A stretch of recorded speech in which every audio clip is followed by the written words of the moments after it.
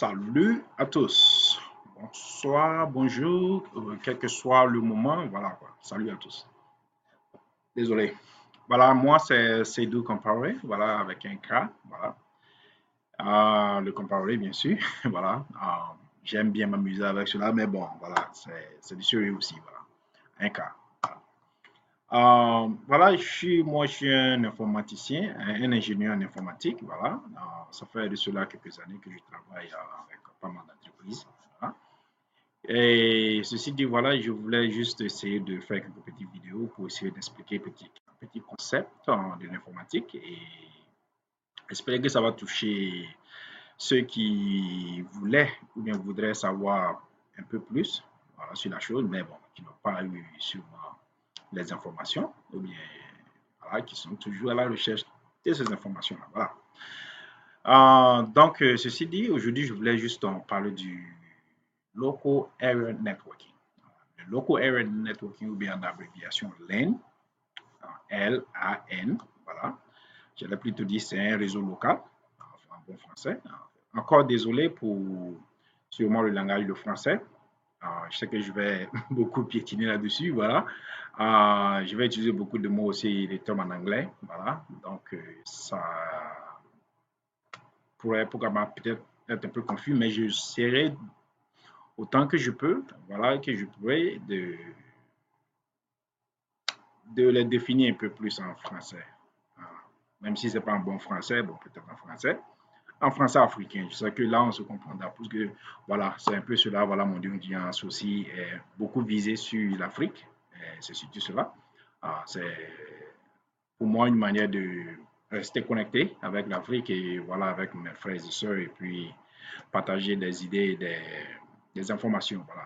Ceci dit, je souhaiterais que ceci puisse aider autant que peut, ne serait-ce que pour éveiller moins la conscience, que voilà, on comprend ce que c'est l'ordinateur et la technologie.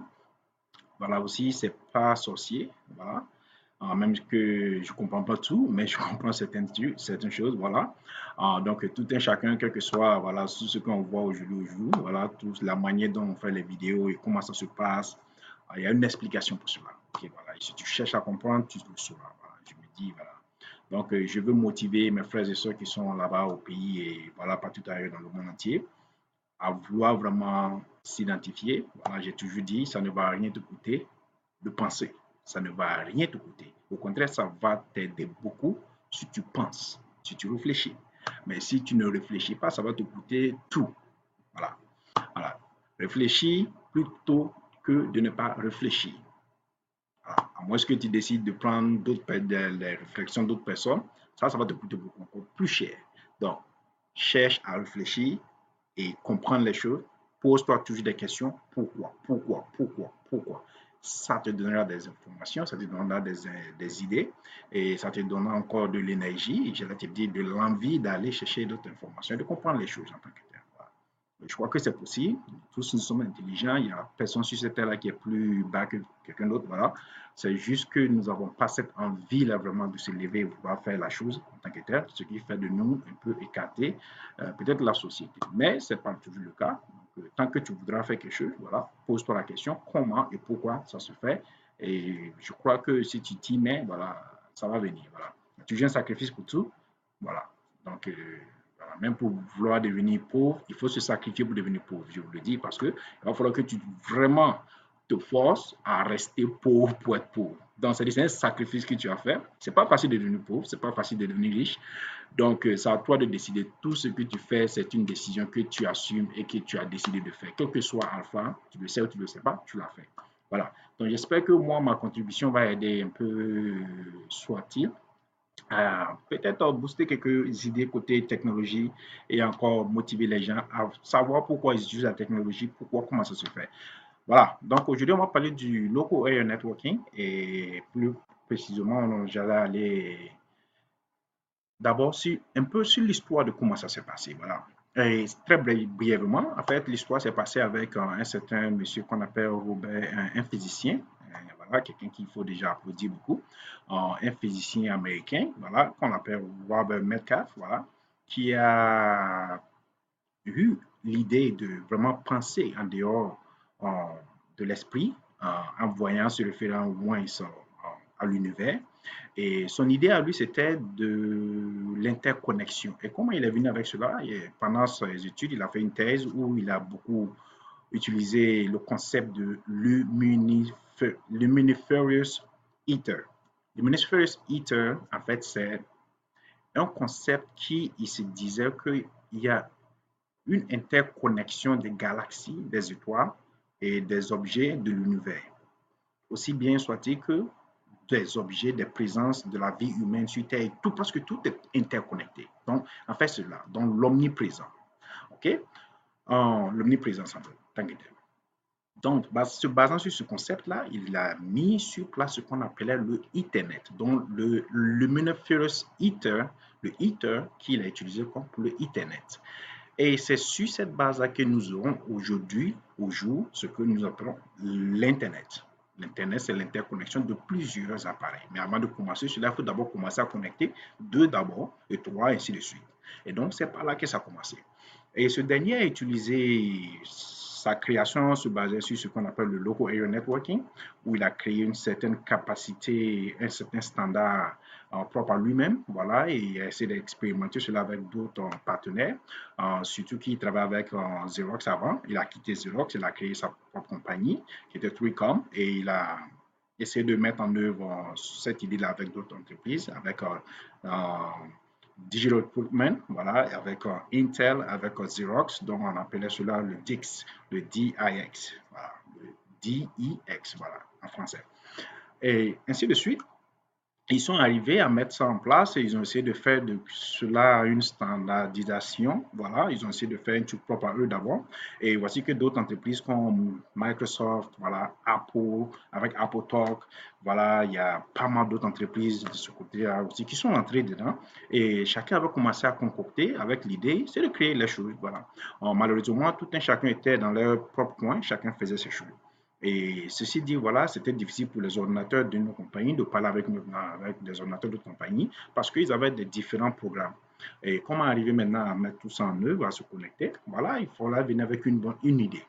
Et c'est là qu'est née l'idée du IEEE, qui était un comité mis en place qui s'est chargé de rassembler tous ces derniers-là, voilà, d'assembler un certain nombre d'informations, il y a des codes, pour écrire un seul langage de networking, du LAN. Ainsi donc, ils sont passés par cette méthode-là et en 1980, autour de février 1980, ils sont sortis avec un standard qui était ce qu'on appelait la version 2. Voilà. Et ainsi donc, comme il y avait le Hero 2 qui est sorti, voilà, avec un schéma bien précis qui va permettre aux ordinateurs de se communiquer entre eux aussi, voilà, avec toute entreprise qui s'intègre. Ainsi donc, petit à petit, voilà, je crois qu'il y a un comité qui est né, qu'on appellerait, je l'ai plutôt dit, une organisation qui est née, ok, qu'on appellerait le IOS, qui est le International Organization Standardization, et aussi qui a créé le modèle qu'on appelle le OSI, qui est le Open System Interconnection. Donc, que vous pouvez voir ici, voilà. Donc, ceci les a permis de créer un truc un peu mondial, voilà. Avant cela aussi, il y a ce qu'on appelait le département de défense, le DOD, Department of Defense, le DOD, qui a créé un système qu'on appelait le TCP/IP model, qui est juste en bas du OSI. Donc, eux aussi, ils ont créé pour eux. Et voilà, bon, les deux ont commencé, voilà, eux aussi, ils avaient créé pour en ce temps, et ça marchait très bien aussi. Mais bon, le OSI, le OSI a commencé à être plus populaire. Mais toujours dit que le TCP/IP standard existe toujours, et je vais vous dire même que Cisco continue jusqu'à présent, ou à l'heure à laquelle je vous parle, Cisco continue en tant que tel d'utiliser cela. Voilà. Bon, bref, c'était un peu la petite histoire derrière ce qui se passe là. Voilà. Donc, voilà. Donc, le Local Area Network, comme je l'ai mis ici, en fait, c'est le OSI. On va se baser sur le OSI model aujourd'hui. Voilà. Donc, deux ordinateurs qui sont connectés. Ça, c'était l'idée original. Je ne l'ai pas plutôt parlé du, comment on appelle, du switch, du hub et puis du bridge. Ce sont des, voilà quoi.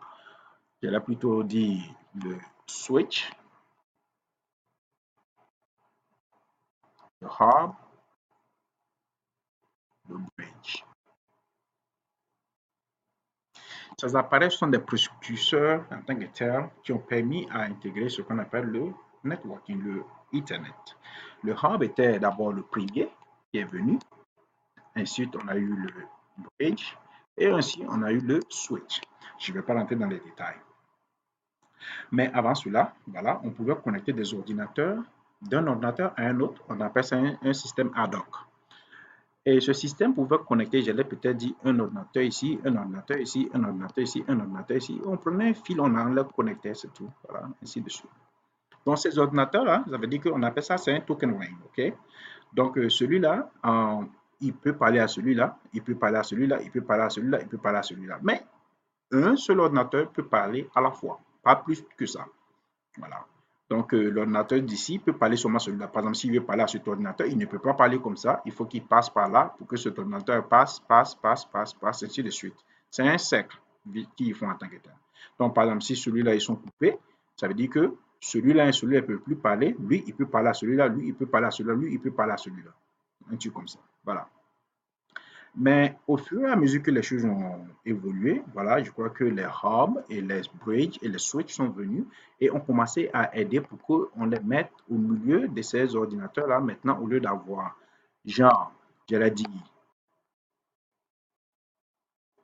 au lieu d'avoir peut-être des ordinateurs qui se connectent directement à eux, voilà, on a recommencé maintenant à mettre un hub ou bien un switch là, un ordinateur, un ordinateur, un ordinateur, un ordinateur, et chacun connecte. Voilà, en fonction de ça, et maintenant on commence à causer. Donc, c'était un peu là c'était là aussi un peu l'évolution de ce qui s'est passé. Mais on va revenir après, je vais beaucoup parler sur l'Europe, comment exactement cela fonctionnait et comment ça avançait. Donc, deux ordinateurs connectés directement ici veut dire que ça veut dire que ces deux ordinateurs peuvent se connecter directement sans problème. J'ai mis 100 mètres ici, ça veut dire que c'est la distance à laquelle le Ethernet, qui est le câble qui est ici, en tant que tel, je vais prendre une différente.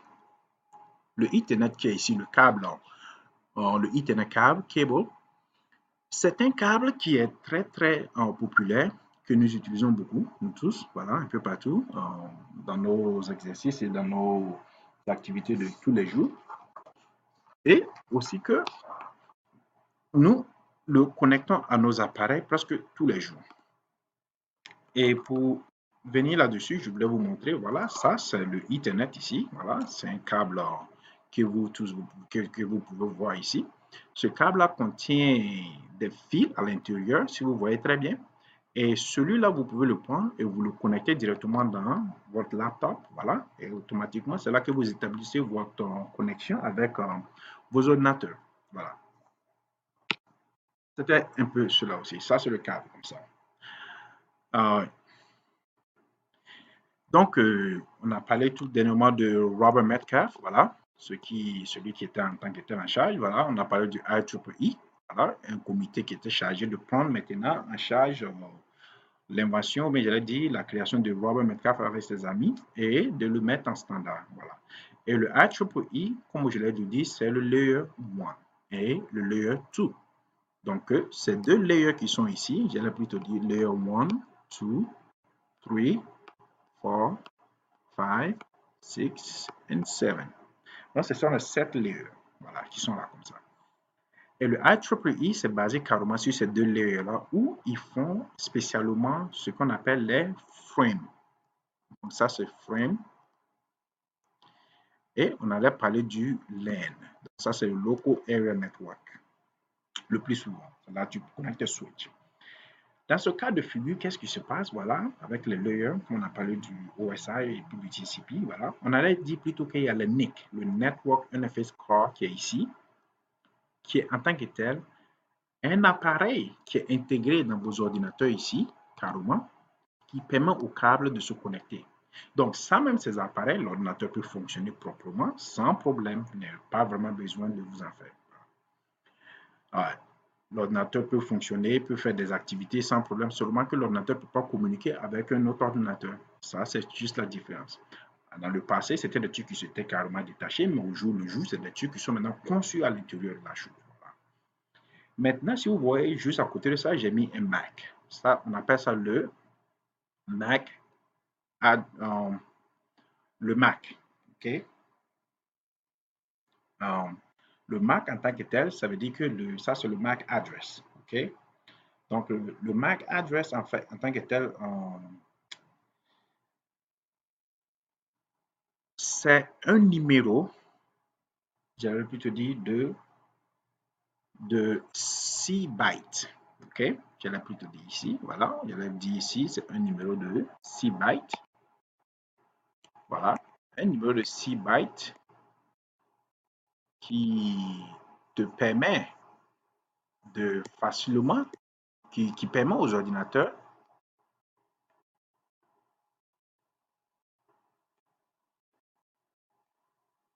voilà. C'est un numéro de 6 bytes qui permet aux ordinateurs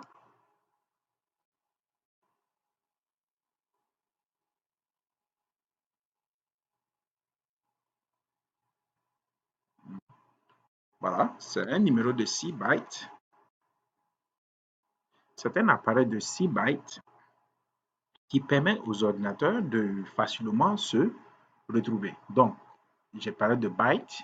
Donc, un byte est composé de 8 bits. OK? Donc, le Mac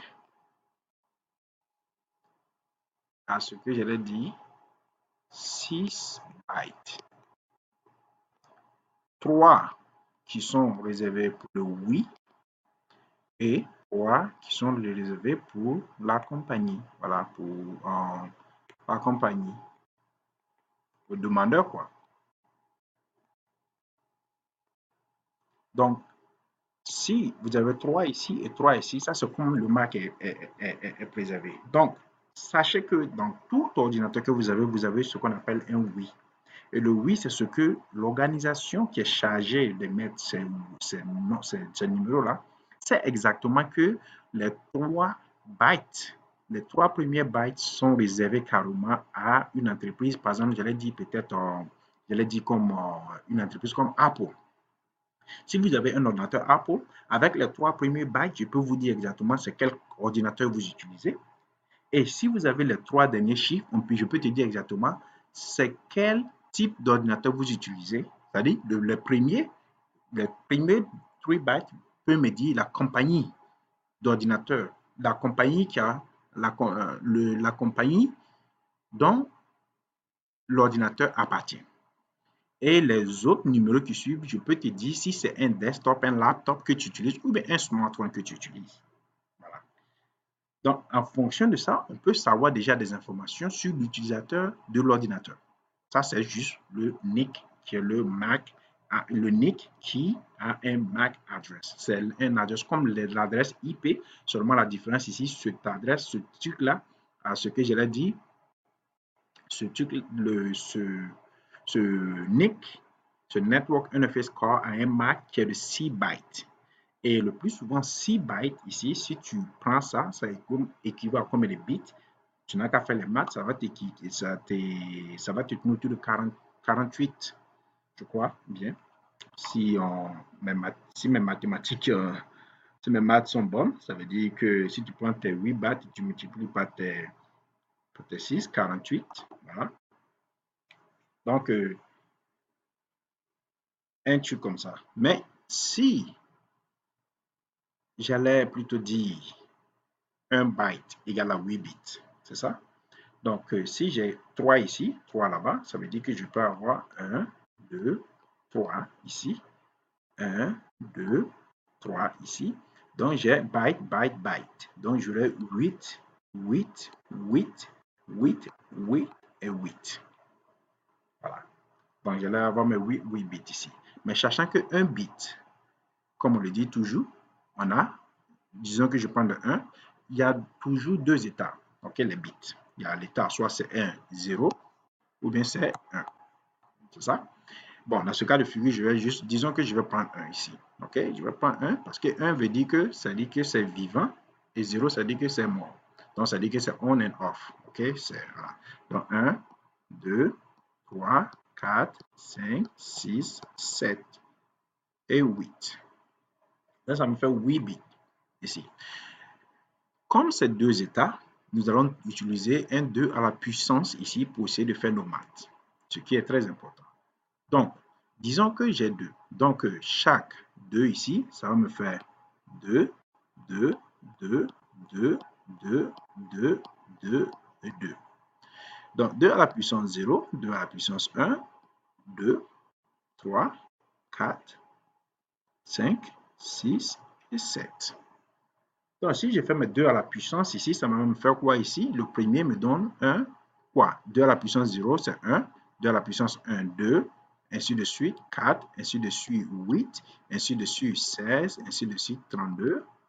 Ainsi de suite, 64. Ainsi de suite, 128. Voilà. Donc, c'est un peu cela mes maths ici que je fais. Donc, mets-toi en tête que c'est comme ça, les mathématiques vont se faire au niveau du networking.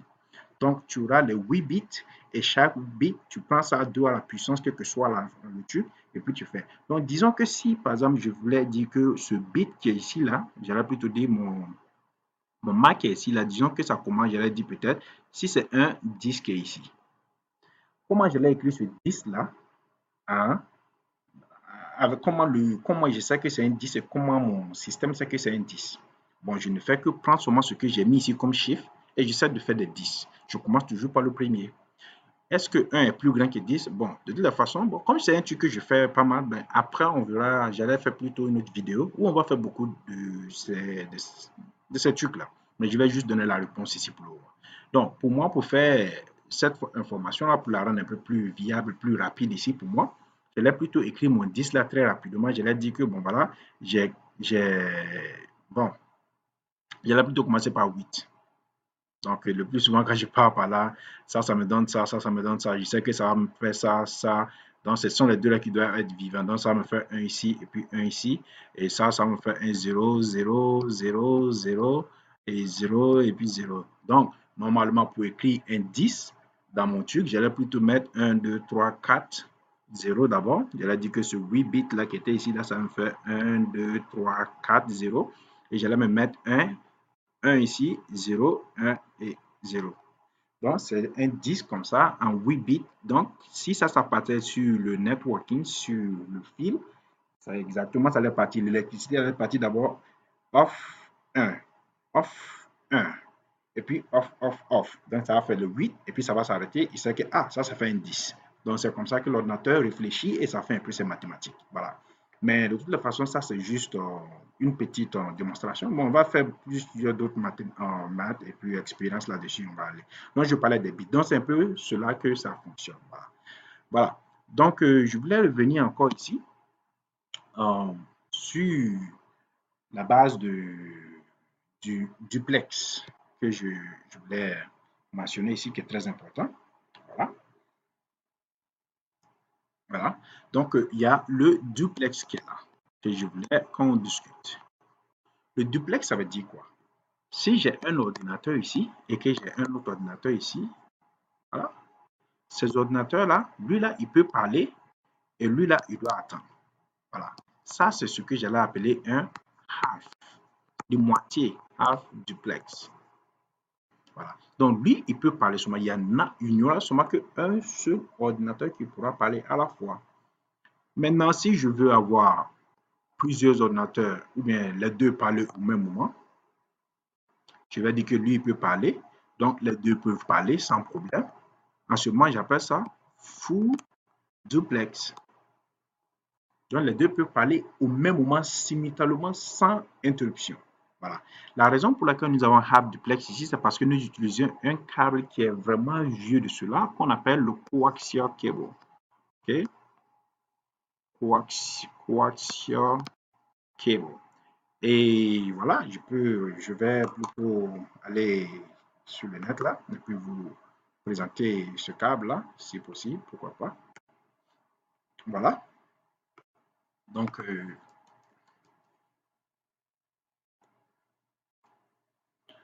Donc, le coax cable, voilà, c'est un câble qui est un peu de ce genre-là, voilà, que vous pouvez trouver, voilà, de nos jours, voilà, si, voilà, vous pouvez voir, c'est un peu partout. Donc, vous voyez que c'est un seul câble qui est là-bas. Comparé, j'allais plutôt dire au Ethernet, voilà, au Ethernet, voilà, qui est un câble, un groupe de 4 composé de 2 paires, voilà. Mais de 4, voilà, c'est 4 paires de 2. Donc que nous allons beaucoup voir un peu partout et que nous voyons même un peu partout ici. Donc, il y aura deux de ces câbles-là qui vont, deux qui vont être en train d'écouter et il y a deux qui vont être en train de, il y a deux qui vont être en train de recevoir et il y aura deux autres qui vont être là en train de juste transmettre. Exactement. Donc, c'est ce qui fait que les deux ordinateurs peuvent parler au même moment simultanément sans qu'il y ait interruption. Donc voilà, ça va être un câble de ce genre-là. Voilà, donc vous allez voir peut-être ces deux-là vont être en train de recevoir et ces deux autres-là vont en train de transmettre. Ainsi de suite, ça va être la même chose pour l'autre bout. Voilà, donc ainsi donc. Mais sachez toujours que dans cette conception-là, ils ont réservé toujours deux autres ici qui ne sont pas vraiment utilisés pour le moment. Ils ont réservé cela pour une expansion de la technologie dans le futur, parce que c'est ainsi donc voilà, ils pensent au moins au futur aussi, à une expansion possible de la technologie, ce qui est très important. Et c'est de cela qu'ils ont réservé cela. Donc, j'allais essayer de repartir encore sur cela. Donc, c'était les deux types de câbles que je voulais exactement euh, expliquer. Je crois bien que j'ai mentionné le fait que il y a une distance à respecter entre les câbles. Avec les Ethernet cable, tu n'as qu'une distance de 100 mètres que tu dois respecter. Voilà. Ce qui est très important à respecter. Et parce que si tu dépasses cela, il y a la raison pour laquelle que ça est là-bas. Quand nous parlons du côté des paquets, il y a des informations que nous ne savons pas tous, mais entre un ordinateur qui est ici et un autre qui est ici, il y a ce qu'on appelle un minimum de 46 bytes que tu dois transférer d'un ordinateur à un autre ou bien par exemple d'un appareil à un autre. OK? Et il y a un maximum de 1500 bytes. Voilà. Donc, si tu fais tes 46 bytes, OK?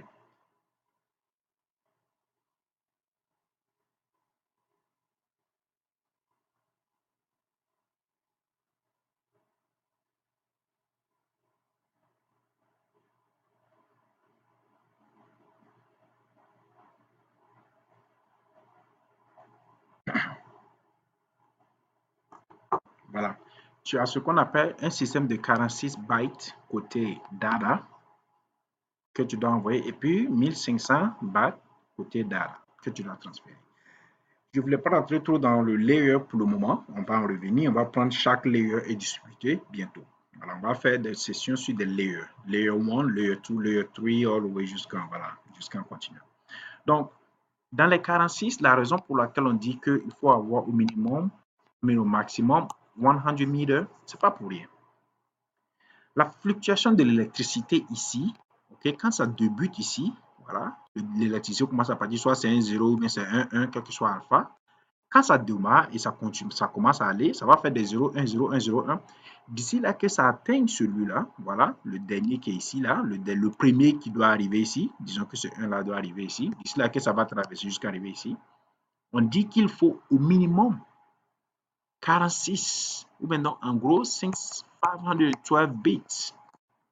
Ça, c'est le minimum de bits qu'il faut pour arriver jusqu'à là. Voilà.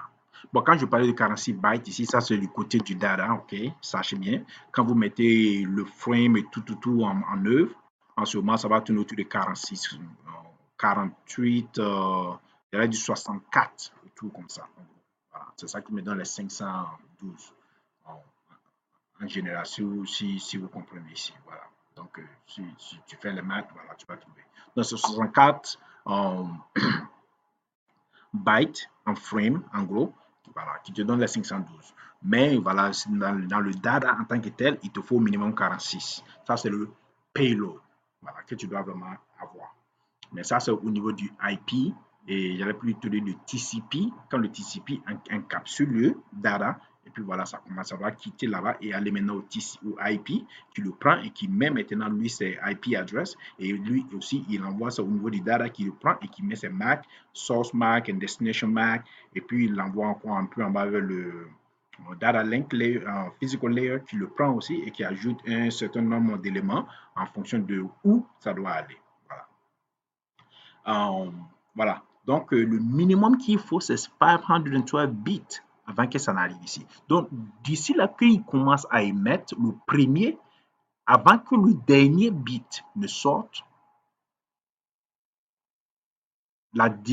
l'information sera déjà ici. Ça fait un truc de 512 bits. Donc, c'est la raison pour laquelle il faut un truc de 100 mètres. Et si tu as plus que ça, imagine-toi qu'en ce moment, tu as maintenant dépassé les standards en normes.